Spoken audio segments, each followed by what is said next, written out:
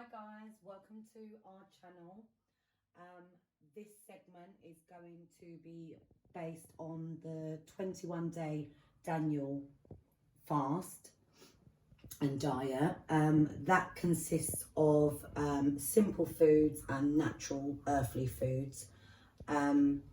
So foods that we will not be allowed to be eating or cooking with are anything with dairy, eggs, fish, meat, poultry, no sweeteners, be it natural or artificial, no baking powder, baking soda or yeast, no refined grains, no white flour, white rice, no processed foods, so nothing containing artificial flavours or chemicals, additives or preservatives, no refined oils, so no corn, soybean, vegetable, canola, sunflower oil, no alcohol beverages, no coffees, teas, and no deep fried foods, no mint, gum, sweets, none of that stuff. All natural, earthly, godly foods is what we're going to be cooking for the next 3 weeks.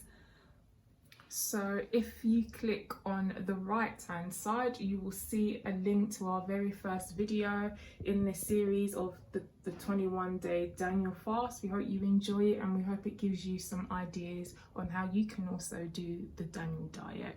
Enjoy guys, bye.